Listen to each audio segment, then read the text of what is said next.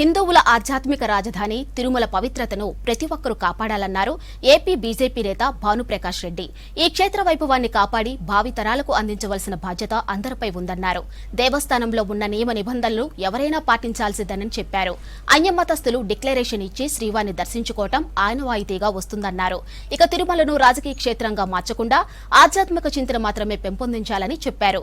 మాజీ సీఎం జగన్ కు హరికొలువు ఆనంద నిలయం పుస్తకాలు పంపిస్తున్నామని వివరించారు భానుప్రకాష్ రెడ్డి. శ్రీవారి దర్శనం కోసం సాయంత్రం తిరుమల వెళ్తున్నారు జగన్.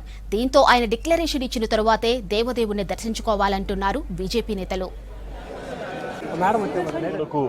ఆధ్యాత్మిక రాజధాని తిరుమల క్షేత్రం. ఇక్కడ దయచేసి ఎవరు వచ్చినా సరే దీన్ని ఒక రాజకీయ క్షేత్రంగా చేయకుండా, రాజకీయ ప్రసంగాలు చేయకుండా ఆధ్యాత్మిక చింతనతోనే ఇక్కడ ఉండాలని చెప్పి మేము కోరుకుంటున్నాం. కొందరికి ఇక్కడ ఉన్నటువంటి సాంప్రదాయాలు తెలియవు.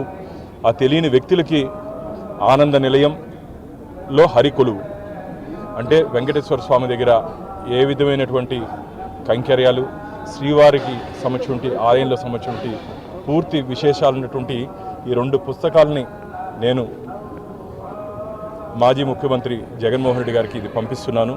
వారు దీన్ని చదివి ఇక్కడ ఉన్నటువంటి సాంప్రదాయాల్ని, ఇక్కడ ఉన్నటువంటి ఆచారాలని పాటించాలని చెప్పి ఒక గోవింద్ భక్తుడిగా, ఒక వెంకటేశ్వర స్వామి భక్తుడిగా ఖచ్చితంగా నేను కోరుకుంటున్నాను. ఎవరైనా సరే ఖచ్చితంగా ఇక్కడ ఉన్నటువంటి నియమ నిబంధనలు దయచేసి పాటించండి.